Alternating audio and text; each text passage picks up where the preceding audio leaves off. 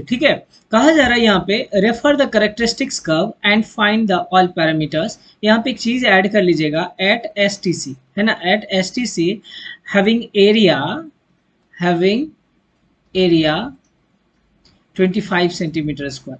यहाँ पे मैं आपके लिए कुछ कैलकुलेशन छोड़ दूंगा, वो आप कीजिएगा। Having 25 centimetre square area.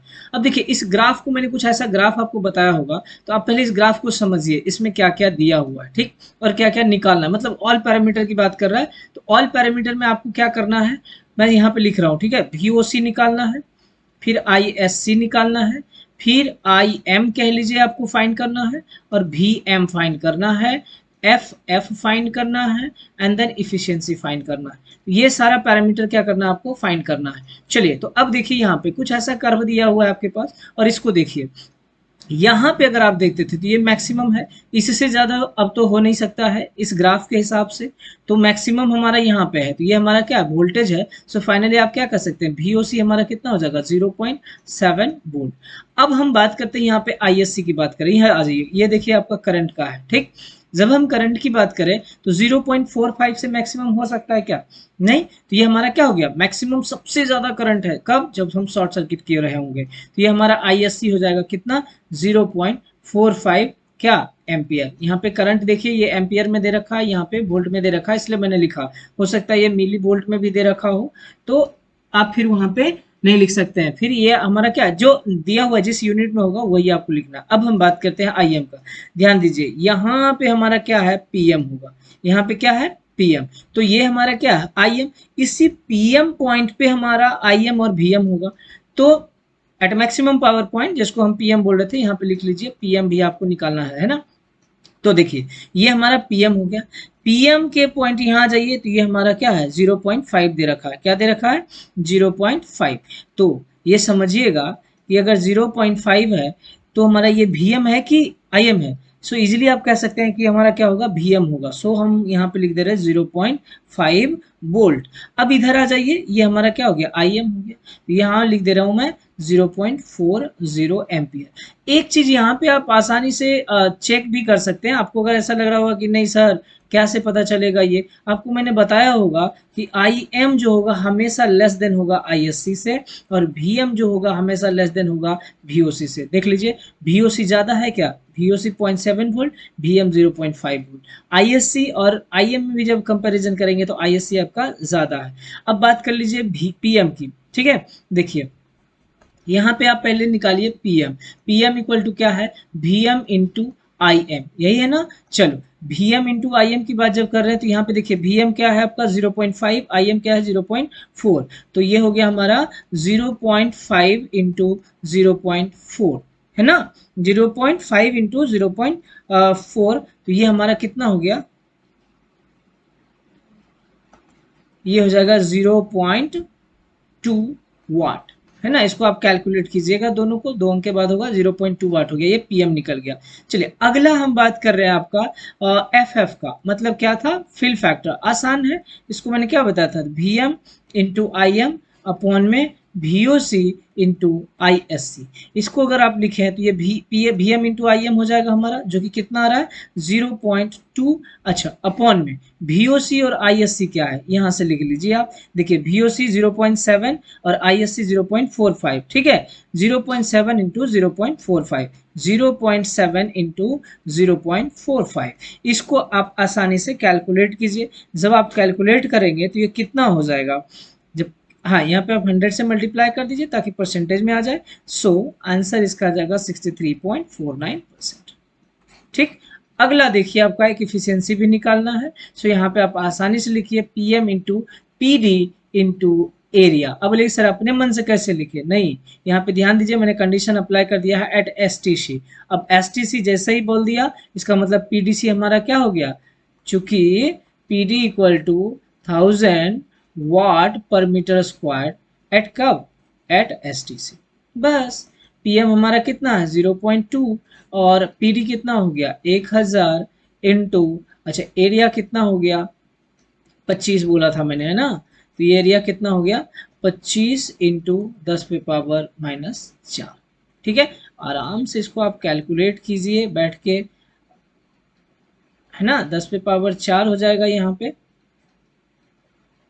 इसको कैलकुलेट कीजिएगा आप लोग, 4 अपॉन में इसको 10 पे पावर 3 कर दे रहा हूँ, गुना 25 कर दे रहा हूँ, ये खत्म, यहाँ पे ये खत्म हो जाएगा, ठीक है। बचे 25, 5 दूनी 10, ये हो गया 0.4 अपॉन 5, कुछ इस तरह से होगा। यहाँ मल्टीप्लाई कर दीजिए 100 से, 5 दूनी 10, 4 दूनी 8, कुछ 80% आपका आ जाएगा, ठीक है।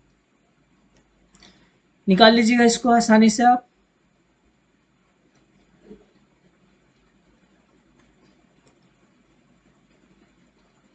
ठीक है ना, 80% के आसपास आ जाएगा।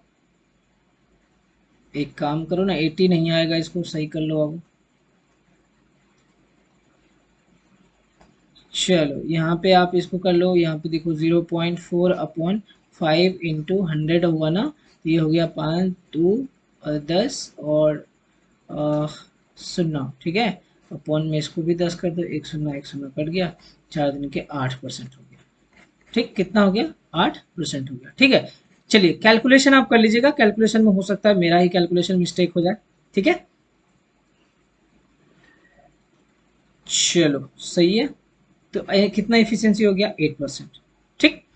अगला क्वेश्चन देखें हम लोग, समझ में आया, क्लियर हो गया होगा। तो ग्राफ से आप सीख सकते हैं, आप ग्राफ से आप समझ लीजिएगा कैसे कैसे बना है, किस प्रकार से बनाया गया है, आसानी से कर सकते हैं। चलिए अगला क्वेश्चन देखिए, ये क्वेश्चन भी देखिए बहुत अच्छा है और बेहतरीन क्वेश्चन है, इसको अगर आप खुद से ट्राई करना चाहें तो कीजिएगा, ठीक है। आइए क्वेश्चन में बता देता हूँ, इसको आप खुद से ट्राई कीजिएगा।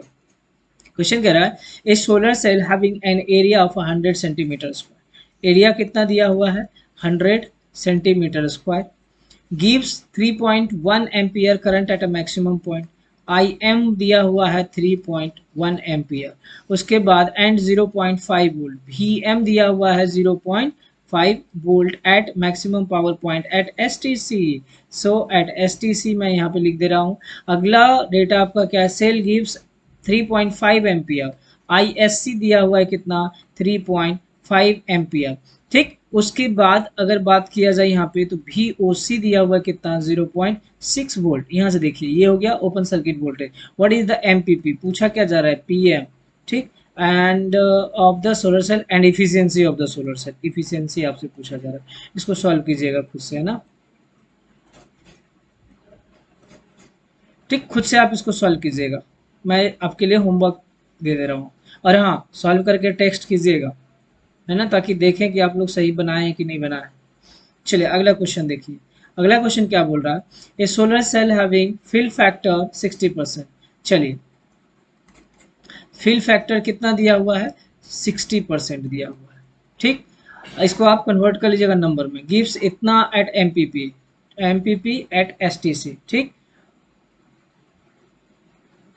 करंट दिया हुआ है एट एमपीपी बोला है, मतलब आई एम दिया हुआ है 2.5 एम्पियर, क्यों, क्योंकि यहाँ पे ध्यान दीजिएगा एमपीपी कर दिया, मैक्सिमम पावर पॉइंट पे दिया हुआ है, ठीक है, एट एसटीसी, एसटीसी पे दिया हुआ, ठीक है। The cell gives 3 ampere short circuit current, ISC दिया हुआ है कितना, 3 एम्पियर एंड 0.5 वीओसी, चलो लिख दो सीधा सीधा, वीओसी कितना दिया हुआ है, 0.5 volt. What is the voltage at a maximum point, quite simple है, आसानी से इसको बना सकते हैं। इसको आप निकालिएगा, power point of the solar cell, बहुत आसानी से आप वी एम निकालिएगा, इसको निकाल के टेक्स्ट कीजिएगा। नेक्स्ट क्वेश्चन देखिए, a solar cell has maximum power point of 0.3 watt. चलिए इसको भी मैं डेटा लिख दे रहा हूँ ताकि आप सॉल्व कीजिएगा इसको आराम से। आपके पास क्या दिया हुआ है, पीएम दिया हुआ है कितना, 0.3 वाट।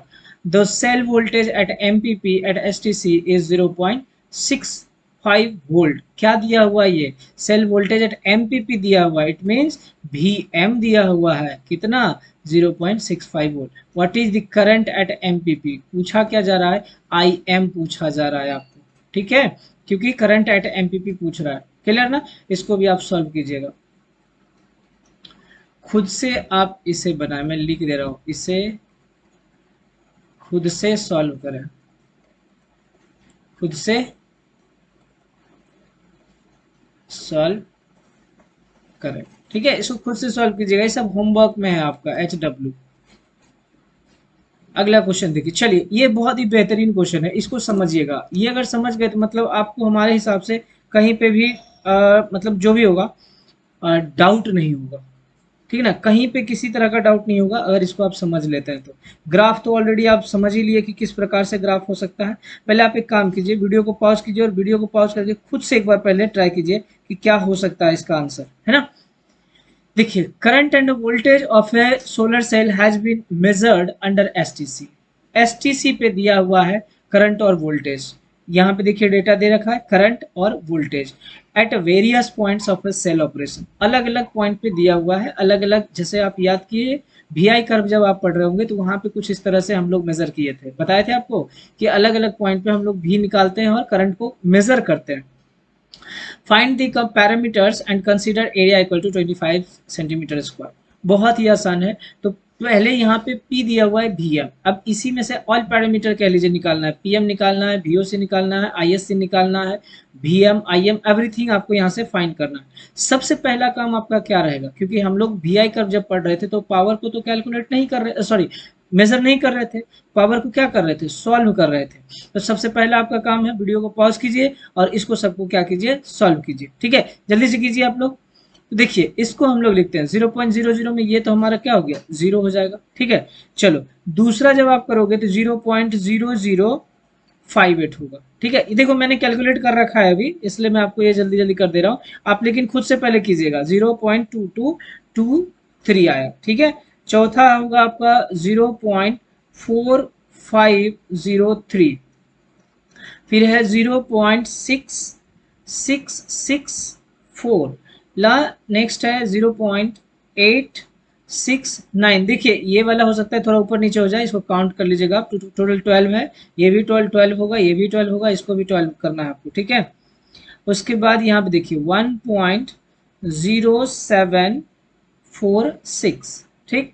नेक्स्ट है आपका 1.2667, नेक्स्ट है 1.4508 एंड देन 1.6269 और फिर यहाँ पे आपका है 1.6468, लास्ट में फिर आपका क्या है, 0 है, ठीक। अब देखिए यहाँ पे आपको समझने के लिए क्या समझना है, इस बात को समझिए। देखिए जब मैं ग्राफ मैंने आपको बताया था तो उस वक्त मैंने आपको कुछ इस तरह से ऐसा करके ग्राफ बता दिया था, ऐसा होता है भैया, देखो है ना, ये था क्या VOC और ये था आपका क्या ISC। यहाँ पे मैंने एक पॉइंट बनाया था जिसको मैंने बोल दिया था ये IM है, ये VM है और ये हमारा PM है, ठीक, ऐसा ही कुछ बताए थे। अब देखो यहाँ पे कि VOC पे, ये जो VOC दिया है इस पॉइंट पे I का वैल्यू क्या है, 0, और जब ये ISC दिया है इस पॉइंट पे VOC का वैल्यू क्या है, 0। सो इजिली आप यहाँ से पहले तो देखिए कि कौन से पॉइंट पे 0, यहाँ देखो करंट का वैल्यू 0 है बट वोल्टेज का वैल्यू 0.58, ये ध्यान देना यहाँ पे सेम सेम वैल्यू भी है, तो हमें इस पे कोई मतलब नहीं है, हम कैलकुलेट करेंगे पावर और निकालेंगे पहले VOC और ISC। तो जब हम वोल्टेज को देखते हैं, किस वोल्टेज के पॉइंट पे जो करंट है वैल्यू वो हमारा 0 है, तो सबसे पहला चीज देखो ये वाला वोल्टेज को आप देखो और ये करंट को देखो, यहाँ करंट का वैल्यू 0, वोल्टेज का वैल्यू क्या 0.58, तो यहाँ पे आप कह लो कि यहाँ जो हम कहेंगे तो ये VOC हमारा क्या होगा 0.58 वोल्ट, ठीक है, क्योंकि इसी पॉइंट पे हमारा जो करंट का वैल्यू है वो क्या है आपका 0 है, ठीक है। चलिए अगला हम देखते हैं, अब हम बात कर लेते हैं ISC। अब बोलिए सर ISC कैसे निकालेंगे, बिल्कुल आ जाइए यहाँ पे देखिए, ठीक है, ये वैल्यू देखिए, ये VOC का वैल्यू क्या है 0, वोल्टेज का वैल्यू 0 और यहाँ पे करंट देखिए ये 4.33 है। चलिए तो इसको आपको लिख देना है, आपको क्या 4.33 एम्पियर। VOC मिल गया, ISC मिल गया। अब हमें क्या करना है, निकालना है VM और IM और PM। इसको ऑब्जर्व कीजिए, जब इसको आप ऑब्जर्व करेंगे इसमें देखिए किसका वैल्यू ज्यादा है, तो यहाँ पे आप अगर देख सकते हैं, ये जैसे ही आप देखेंगे तो आप देखिए यहाँ पे ये वैल्यू जो है 1.6468 ये सबसे ज्यादा है, अर्थात कह लीजिए कि ये PM का वैल्यू हमारा क्या हो जाएगा 1.6468 वाट। ये कैलकुलेट आपने कर लिया है। अब इसके पॉइंट पे मतलब इस जहां पे आपका PM था यही आपका PM हो गया, इस पे आपने करंट का वोल्टेज का वैल्यू जो दिया हुआ है उसको आप निकाल लीजिए, ठीक है। जो करंट का वैल्यू और वोल्टेज का वैल्यू दे रखा है ना, इसको आप निकाल लीजिए, आपका काम क्या होगा, हो जाएगा, ठीक ना। चलिए निकाल लीजिए इसको जल्दी से, तो आप देखें 4.33 है, सॉरी 3.58 है ना, क्या है 3.58 दिया हुआ यहाँ पे, ये वैल्यू निकालो, ये देखो 3.58 है एंड 0.46 है, बस इसको लिख दो आप, ठीक है। चलो लिखो, और Vm का मान कितना हो गया, ये Vm का वैल्यू हो गया आपका 0.46 वोल्ट एंड Im का वैल्यू क्या हो जाएगा आपका 4.33 एम्पियर, ये निकल गया। अब यहाँ से आपको और क्या Pm निकल गया, सबसे पहला काम आप कीजिए FF निकाल लीजिए, FF क्या होता है Vm Im upon VOC into ISC, value रख दीजिए और कैलकुलेशन कर दीजिए, इतना ही तो काम करना आपका। VMIM कितना आया, सीधा सीधा 1.6468 अपॉन में VOC ISC कितना हो गया 0.58 इंटू 4.33, इसको आप सॉल्व कर लीजिएगा भैया, देखिएगा कितना आता है, ठीक है। ये करीब करीब आपका आएगा 0.655, अर्थात इसको हम कर देते हैं 65%, हो गया। इसी तरह से आप इफिशियंसी निकाल लीजिए, PM upon PD into area, so PM कितना है आपका 1.6468 अपॉन में पीडी कितना है 1000, एरिया कितना है, एरिया आपका 25 दे रखा है, सो 25 इंटू 10⁻⁻4, इसको सॉल्व कर लीजिएगा, इसका आंसर भी करीब करीब आपका वही आएगा 0.658। देखिए बहुत ज़्यादा इफिशियंसी हो जा रहा है, हालांकि इतना इफिशियंसी नहीं होता है, लेकिन जो डेटा दिया हुआ है उसके हिसाब से सॉल्व किए हैं तो ये आ रहा है, तो आपको सोचने की ज़रूरत नहीं है यहाँ पे कि इतना इफिशियंसी कैसे हो गया, ठीक है ना। तो ये था आपका क्या, इस तरह से ही आपको कुछ कुछ क्वेश्चन आपको दिया हुआ रहेगा और आपको सॉल्व करना है, ठीक। चलिए तो ये हो गया आपका, अगर आपको इसमें से कहीं कोई डाउट रह जाए तो आप एक बार बताइएगा और पूछ लीजिएगा, मैं दोबारा बताऊंगा आपको और दोबारा से सॉल्व करा दूंगा आपको, ठीक है। बट एक बार कर लीजिएगा, क्योंकि एग्जाम में अगर पूछ देगा ना तो फिर नहीं बनाने पे आपका लॉस है, ठीक है ना। न्यू सिलेबस है, अब सिलेबस में क्या पूछेगा एग्जाम में ये अभी किसी को पता नहीं, जैसे एक बार एग्जाम हो जाता है तो अंदाजा लगता है कि हाँ क्या पूछ सकता है, लेकिन ये फर्स्ट टाइम सिलेबस है, चेंज किया है, तो इसमें क्या प्रश्न आपको पूछे जाएंगे इसका अंदाजा लगाना थोड़ा मुश्किल है, इसलिए मैं ये सारा चीज करवा दूं कि आप जो है एक भी क्वेश्चन छोड़ के ना एटलीस्ट, है ना, आपको कुछ भी क्वेश्चन जो है नया ना लगे, ठीक है ना। चलो आगे आओ, ये एक टेबल है, आप इस टेबल को ध्यान से देखिए और इस टेबल को बनाने का प्रयास कीजिएगा। देखिए यहाँ पे स्पेसिफिकेशन के तौर पे दिया हुआ रहेगा, तो यहाँ पे आप इसको लिख लीजिएगा, है ना, इसको लिखिएगा सोलर फोटोवोल्टाइक टेक्नोलॉजी, फिर solar cell type, material used और इफिशियंसी। अब सोलर फोटोवोल्टाइक टेक्नोलॉजी है जो पीवी टेक्नोलॉजी आप यूज कर रहे थे, देखिए crystalline silicon solar cell, thin films और मल्टी जंक्शन सोलर सेल, इसमें अलग अलग प्रकार दिए हुए हैं, मोनोक्रिस्टलाइन सिलिकॉन, पॉलीक्रिस्टलाइन और मल्टी क्रिस्टलाइन भी बोल सकते हैं इसको, अमोर्फस सिलिकॉन या फिर cadmium telluride, copper, indium, gallium और सेलेनाइड, ये सब आपको मैंने टाइप बताया होगा थिन फिल्म्स में, ठीक है। फिर यहाँ पे भी वही सारा दिया हुआ है, इसी में आपका कौन कौन सा मटेरियल यूज होता है ये सारा चीज आपको दिया है। इफिशियंसी देखिएगा अलग अलग होता है, जैसा जैसा इफिशियंसी मटेरियल आप यूज करेंगे, जिस प्रकार का सोलर सेल यूज करेंगे उसका इफिशियंसी भी देखिए आपको उस हिसाब से वैरी होते हुए मिलेगा। सो मैक्सिमम इफिशियंसी यहाँ पे आप पाइएगा 30 to 35%, कितना 30 से 35% इफिशियंसी आपको मैक्सिमम यहाँ पे मिलता है। नीचे दिखेगा सेम चीज लिखा हुआ, अगर एक टेबल में आपको बनाना है तो एक ही बनाइएगा, या फिर अलग करना है तो अलग करिएगा।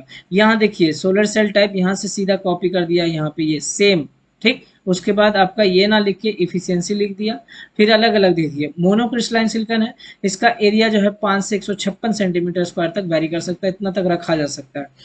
कैडमियम टेलराइड की बात जब आप करोगे तो 5 से लेकर 200 सेंटीमीटर स्क्वायर तक आप इसको रख सकते हो। कॉपर, इंडियम, गैलेनियम, सेलेनाइड की बात करोगे तो इसको भी 5 से 200 सेंटीमीटर स्क्वायर तक आप इसको रख सकते हो। अच्छा बात करते हैं आउटपुट वोल्टेज का, तो मैंने आपको बताया होगा कि जो आउटपुट वोल्टेज होता है, ठीक है ना, आउटपुट वोल्टेज जो होगा ये मैंने आपको बताया, हमेशा बात करते थे कि सर 0.5 होता है, लेकिन ध्यान रहे आपको, मैं जब भी बताया हूं तब आपको मैं बोल देता था कि सिलिकॉन सोलर सेल का वोल्टेज होता है कितना 0.5 वोल्ट, ठीक है ना, यही बताया था। अब यहाँ पे आप देखिए कि सिलिकॉन सोलर सेल जो होगा उसका वोल्टेज कितना होगा, ठीक। देखिए यहाँ पे देखिए 0.55 से लेके 0.68 तक था, ये देखिए मोनोक्रिस्टलाइन सिलिकॉन। फिर पॉलीक्रिस्टलाइन सिलिकॉन की भी जब आप बात करेंगे तो 0.55 से लेकर 0.65 वोल्ट तक वैरी करता है। फिर आपका देखिए एमॉर्फस सिलिकॉन का 0.7 से लेके 1.1। इसी तरह से आगे देखिएगा सबसे ज़्यादा जो यहाँ पे बात करेंगे तो गैलियम इंडियम फॉस्फाइड या गैलियम आर्सेनाइड और जर्मेनियम, इसको जब आप यूज करते हो तो इसमें हमारा क्या मिलता है 1 से लेकर के 2.5 वोल्ट तक यहाँ पे वोल्टेज हमको मिल सकता है। ठीक है ना। अच्छा, आउटपुट करंट की बात करें तो इसी वोल्टेज के हिसाब से देखिए आउटपुट करंट भी आपका वेरी कर रहा है। सबसे ज्यादा 30 से 38 ampere milli ampere per centimetre square density दे रखा है, और यहाँ पे क्या है 15 से 35। सबसे कम किसका है 8 से 15 milli ampere per centimetre square किसका, अमोर्फस सिलिकॉन का होगा। देखो सबसे कम एफिशिएंसी भी आप फिल फैक्टर भी देख लीजिए। फिल फैक्टर जो है आपका 70 से 78 वैरी कर रहा है, ये भी देखो यहाँ 70 से 85 है। सबसे बढ़िया आपका किसका है गैलियम इंडियम फॉस्फाइड का।